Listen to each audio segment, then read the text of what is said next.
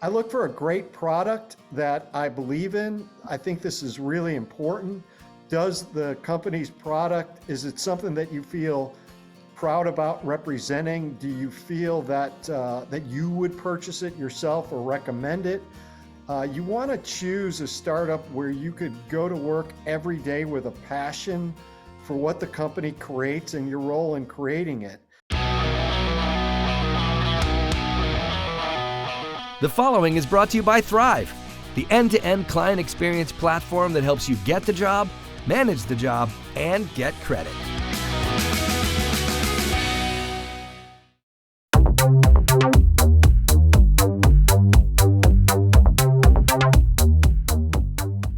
Hey, this is Gordon Henry at Winning on Main Street. And this week we're fortunate to meet Stephen Mark Kahan. Welcome to the show, Stephen.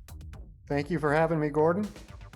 Great to have you. So Steve is a marketing strategist, TEDx speaker, startup guru, and author of the Amazon bestseller, Be a Startup Superstar, in which he extols the virtues of working in a tech startup environment versus a large traditional corporation. And his newest book is called High Velocity Digital Marketing. The new book is an easy to implement guide to getting found online, providing the most critical information and getting buyers to purchase fast. Steve has successfully helped grow 7 startup companies from early stage development to going public or being sold, resulting in more than $5 billion of shareholder value. He helps companies increase their revenue in competitive markets online. What should listeners get out of this episode? Well, listen to an expert who can give you the strategies about your career, about launching or joining a new business, and finally, about marketing strategies and tactics that can take your business to the next level. So starting off, Steve, I'd love if you could tell us the story about what your parents told you when you were young and how you pursued the path they recommended and where it led you. Yeah, so I found early on that taking the traditional path to climbing the corporate ladder could not only be high risk for my career, it very much could almost feel like a death trap. And I remember my father telling me so many times, he'd say, Steve, get your degree, work your tail off, go to work for a large corporation, you work hard, they'll take care of you, you'll have a great career. And so that was a path I took. And I remember about a year and a half in, I opened up my bank statement, and then I was staring at this pile of claims I was supposed to process that day. And I was down to $500 in my bank account, and the student loans would grab a hold of my checks before they ever even got cashed. And I was wondering, how on earth would I ever get ahead? And it was just a couple of days later that I asked myself a very important question, which was, how could I earn a great living doing what I love? And I made the jump to the startup world and have never looked back. Were you always an entrepreneur? Were you, as a kid tinkering with things in your garage or selling things door to door? Yeah, I would say that being a little bit of an entrepreneur was always part of my DNA. It wasn't so much that I viewed myself as someone who necessarily had a great business idea that was going to drive growth, but I very much wanted the opportunity to do everything. I couldn't imagine myself being pigeonholed in a large bureaucratic organization where the move up the corporate ladder would be slow, very deliberate, that I really wanted my hard work and talent to get the opportunity to rise to the top and to do so quickly. And so I guess from that perspective, I've always considered myself very entrepreneurial and not afraid to take some risks. Right. So would you recommend, as you think about it, should all kids pursue startups or technology? Does it depend on what kind of person you are? Do you need a Myers-Briggs test that says, you're well suited for a startup career? Yeah, I think that that really anyone could take that path, right? And so if you think of the larger corporations, I mean, some of them are great, right? but they tend to be big bureaucratic battleships. And I sort of like those speedboats where you could work with like-minded entrepreneurs and selecting the right startup, right? And so a lot of times people are also concerned that if they go to a startup, they'll lose work-life balance, but there's ways, certainly I've found, to manage that.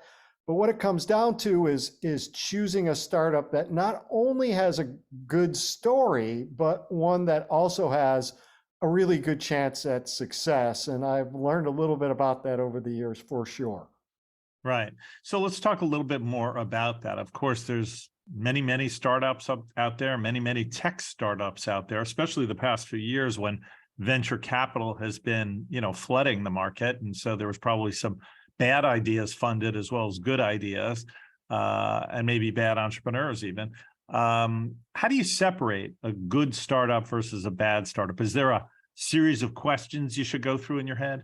Yeah, absolutely. Right. And so I guess it starts for me with finding quality people who share your values, right? So startups, they tend to be small, and so people reflect the company's culture.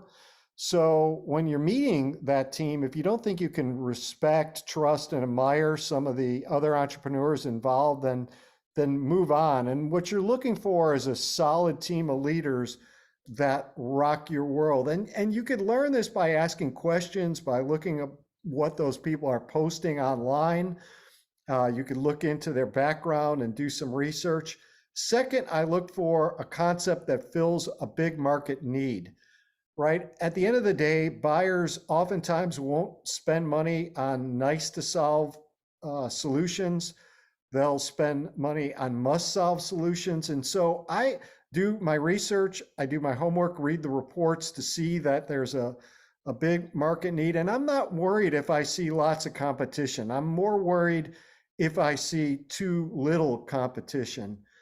I look for a great product that I believe in. I think this is really important. Does the company's product, is it something that you feel proud about representing? Do you feel that that you would purchase it yourself or recommend it? You want to choose a startup where you could go to work every day with a passion for what the company creates and your role in creating it. And then finally, I look for if the startup is well funded. So you want to choose a startup that has a long enough runway to get off the ground and ask, right? And so you want to make sure that they're properly capitalized so you have the best chance for growth and stability. Those are some of the core items that I'll look at and evaluate when I'm choosing a startup. I'm wondering about other kinds of startups besides those that are just technology, and I'm asking you partly because our listenership is many of the entrepreneurs and would-be entrepreneurs are in the service trades, doing home remodeling or roofing or installing garage doors, service businesses. And I'm wondering how you view startups that are not tech necessarily, but rather service-based. Do you view those with the same passion and recommend those as tech startups, or do you view those as somehow not as exciting? Well, in the services business, there are great opportunities. In fact, I'm working and advising a services company right now. It's a PR company, right? So it's totally services based. But what I am doing in the advisory work that I offer is really trying to get them to think differently, to think about how they would take a very different, almost like an anti-PR, if you will, approach to solving the visibility puzzle, right? So that they're able to truly communicate the value of their differentiation and grow, and even look to productizing some of their services. So for example, PR reporting is oftentimes is horrible, right? And so it's not done well. And a lot of times entrepreneurs or businesses that employ PR companies, they really can't tell, hey, am I really getting anything out of this, really? right? And so automating the reporting, right? That should be something as just if you look at the various services and you sort of you lay it all out there and you're saying, all right, what can be automated? What could be done more efficiently? How can we differentiate our company the way some of the best technology Silicon Valley companies do? I think that there are great opportunities, but I also think in the services business, lots of companies sound pretty much exactly the same, even though people working there might say, no, we're different. But then you read their website and gee, it sounds a lot like everybody else at the end of the day. So I try to get a lot of those entrepreneurs and those that work within the services industry to think differently about their business such that they can accelerate growth and differentiation. You talk about make sure there's demand, but there sure is strong demand for many of the services that these small businesses provide. Absolutely. And so let me just underscore your point.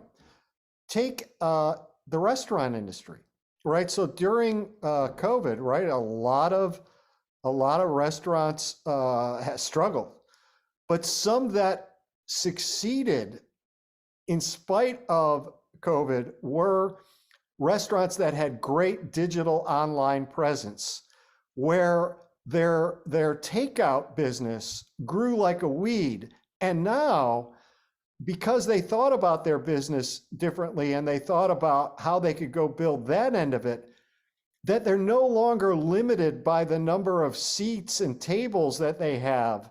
And so their revenues actually, for those that did a great job from a digital marketing perspective, are far higher than they ever would have been had they not made those investments. So I think that the services point that you made is even underscored in businesses like restaurants, for sure. Yeah, 100%.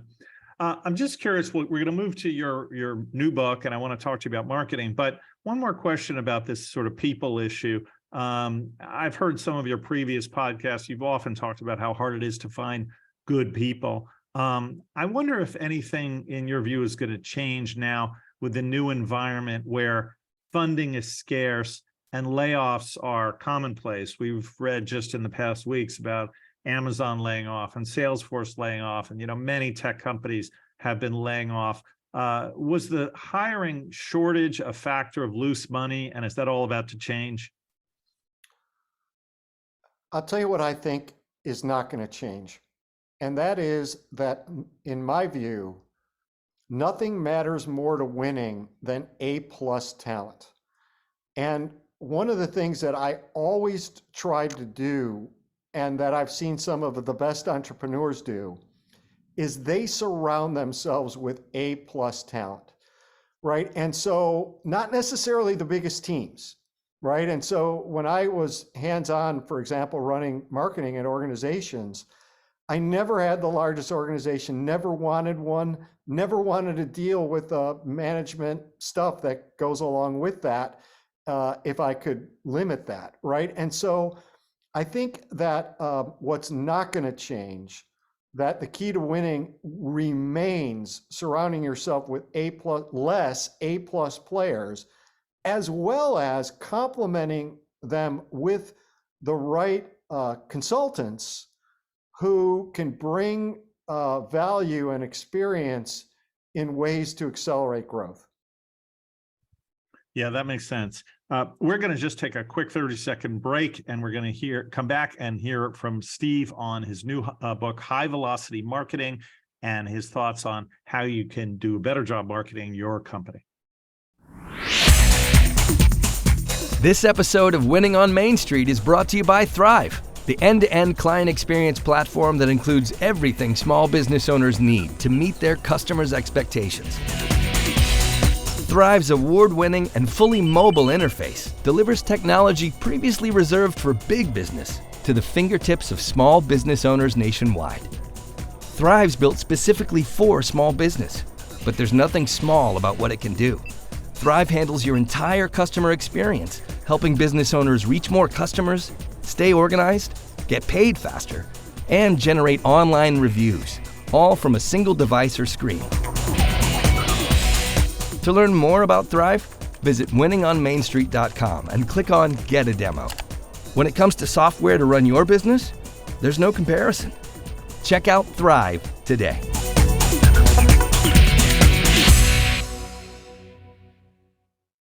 And we're back with Steve Kahan, and we're going to talk about his book, High Velocity Marketing. And Steve has really had a distinguished career running marketing at, as you heard, many successful startups that ended up doing IPOs or other successful exits. So lots to learn here.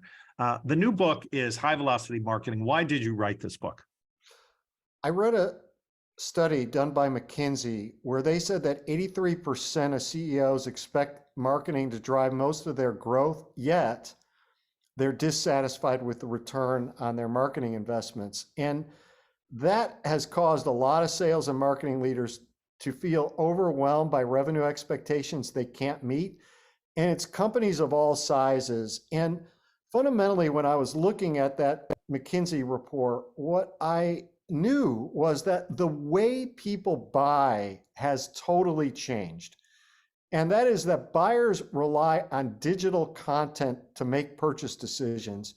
In fact, there was a study done by Gartner Group that said that buyers, particularly B2B, spend only 17% of their buyer's journey in meetings with sales reps, right? And so this all got me to thinking about the need to create a how-to oriented book that wasn't loaded with a bunch of theory, but rather loaded with what people can do to becoming great online marketers.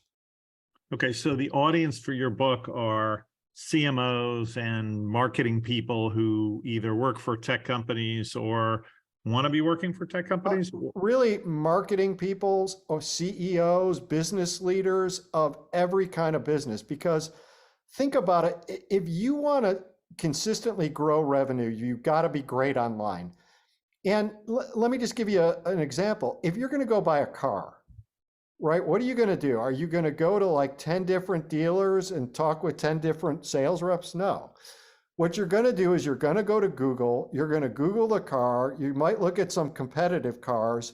If it's a new car, you might build that car at the manufacturer's site. You're going to look and see how much that car should cost you, right? You're going to know more about that car probably than the sales rep does, right? Before you ever walk in. And that's how people are buying today. Yeah. Right. And so you got to be great online. And that's what my book, High Velocity Digital Marketing, is all about. Now, you contrast high velocity marketing with traditional marketing, like, the 4 Ps that many of us heard about years ago. What is different about high velocity marketing? Yeah. So to me, I think the 4 Ps, like that's like some of that theory that like it's what do you do with that? Right. It's like, so to me, the concept behind high velocity digital marketing is profoundly simple. The quicker you convert digital content-based leads into paying customers, whether it's service or product, the more successful your business.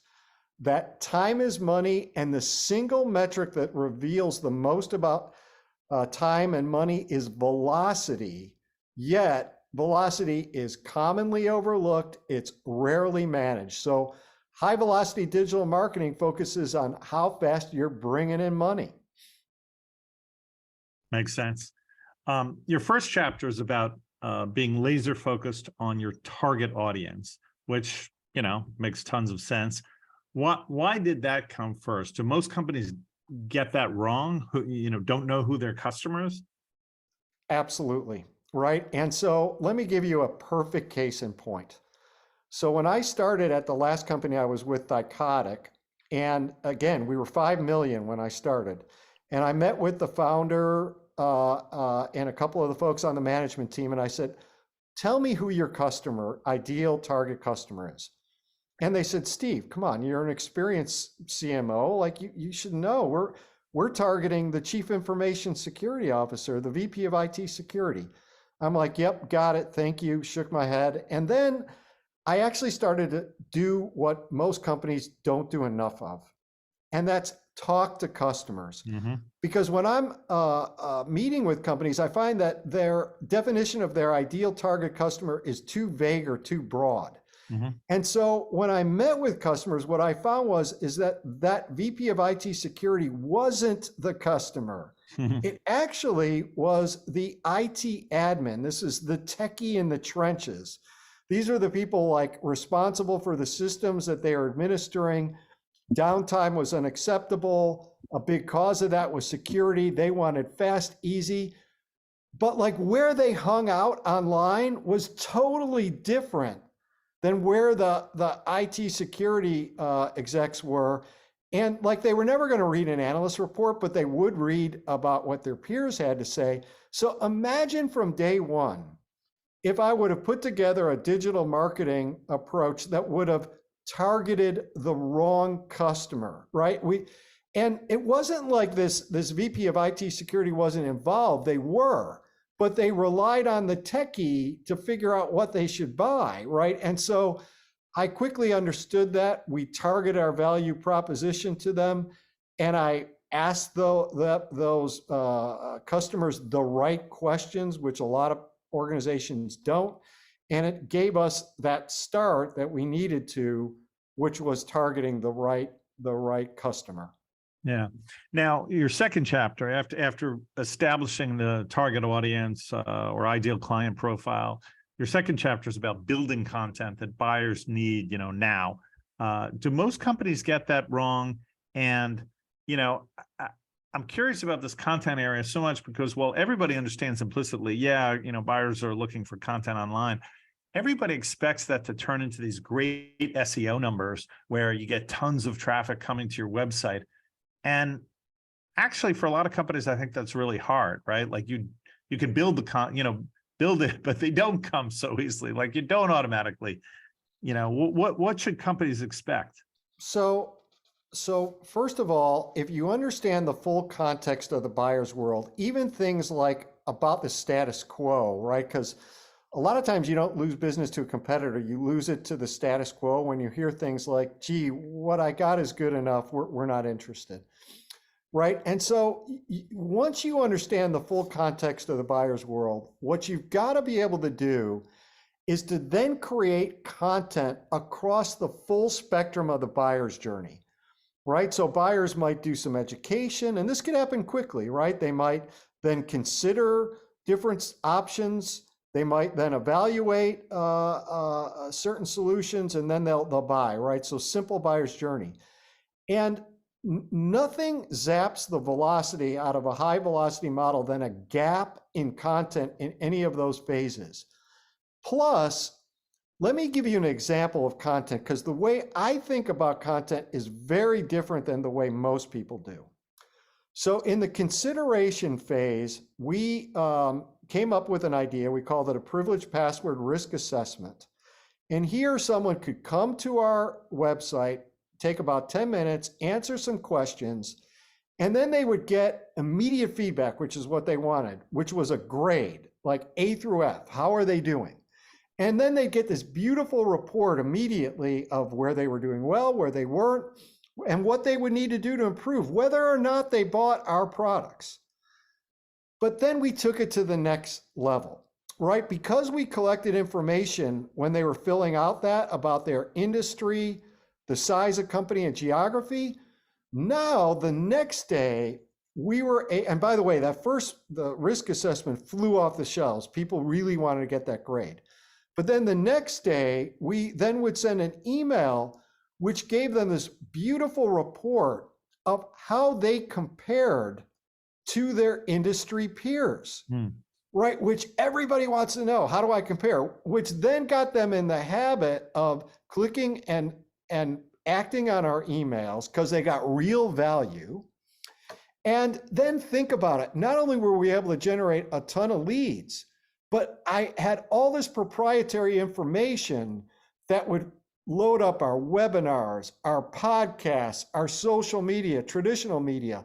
So I was able to generate a ton of leads, great visibility. And then I took it a step further, which was I trained our sales force and our partners of on every piece of content and how to follow up. So for example, they were trained, and they were young, pushy reps. We want them to be, right? But like they were trained to follow up in the following way. So tell me, what grade did you get? Where did you do well? Where didn't you do well? Would you be interested in learning about how we can help you improve? And that totally changed the dynamic of the relationship. They weren't viewed as pushy reps, but as consultative helpers, right? So it's when you think about great content, and some of this content that we created, the company that ultimately bought us, I was looking at their webpage the other day, and on their homepage, like over 5 years, six and a half years later, some of that same content is on their homepage. Right. And so like, you know, if you have great content, you've got to keep it fresh, but it's got a long shelf life. Right. And so that's just like an example, and think about how that might relate to your business. And there were even things where we knew that if you asked our buyers, like, how many of these privileged passwords do you have, that they had to manage and secure, like they had no idea. Right. And we would charge them part in our paid for tool for a discovery function. And I said, you know what, we're going to give that away for free. Right. And so now people got this great report. Hey, here's the passwords that they didn't even know about and what that means and what they should do. Right. So it's thinking about content across the buyer's journey, but differently, and then utilizing that not only to contribute to revenue, but to visibility as well. Okay. And how about from a budgeting perspective? You know, it just seems that over the past few years, you know, most of the ad budgets, most of the marketing budgets, money online flowed to two companies, Google and Facebook.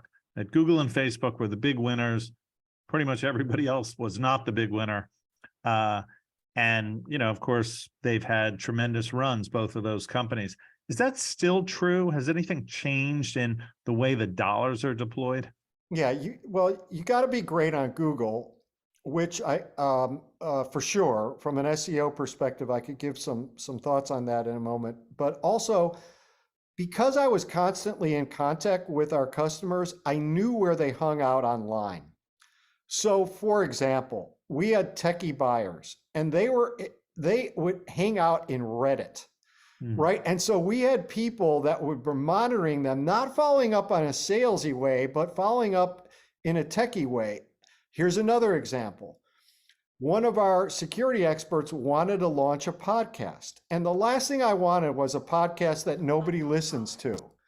Right. And so what we did was we knew that these IT admins got trained by an organization called Cybrary. They had hundreds of thousands of these IT admins, and they did some podcasts, but they had no cybersecurity podcast. We pitched to them the idea. They had all these buyers already, right? And they were thrilled to do it. We gave them the experts, and literally in 2 months, we had one of the largest, most listened to podcasts in all of cybersecurity. So yes, Google's important, but if you know where your buyers hang out online, you could get really creative. And think about it, that partnership with Cybrary cost me nothing. It was just time. And so there's a method to the madness, and it doesn't have to be just spending more. Great stuff. Well, in the few minutes we have left, I did want to ask you a couple of questions more personal to you. First of all, you mentioned that topic about mentors. I find that very interesting. Who were some of your mentors? So one of the CEOs that I work for, who now runs a venture capital company, absolutely was a key mentor of mine. And what he taught me was not just the value of hard work, but the value that the people that you're working with, in many ways, treating them like extended family. And he really did so. And probably the best testament of that is that company successfully exited probably 15 years ago. We still have annual reunion parties where much of the 275 employees still go to, right? That's when you know you are onto something special. But creating that culture where please and thank you are part of how you communicate, and that family atmosphere was just wonderful. And he's a mentor that I'll never forget, and helped me immensely. What was that company? What was the name? The company was called Pentasafe, and that person's name is Doug Irwin. Doug Irwin. Great. You've had a bunch of successful startups and exits. You must live a great lifestyle. What do you do for leisure?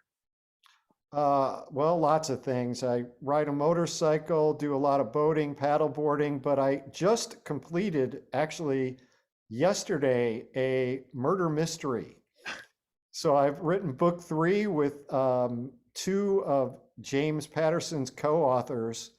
And so we collaborated on that, the 3 of us, and it was a blast. That's fascinating. Is that also about to be released? Well, it's completed, and we're looking for the right publisher. But again, it was just completed not even 24 hours ago. You're a busy guy. That's super impressive. I had no idea you were also a novelist in your spare time. Yeah, for sure. Between that and enjoying my grandkids, it's all good. That's great. Well, Steve, I want to thank you for coming on our show. It's been great to have you here. Thank you so much for having me. It's been a lot of fun, Gordon. And I want to thank our producer, Tim Alleman, and our coordinators, Diet Barnett and Daniel Huddleston. And if you enjoyed this podcast, please tell your colleagues, friends, and family to subscribe, and please leave us a 5-star review. We'd really appreciate it. It helps us in the rankings. Until next time, make it a great week.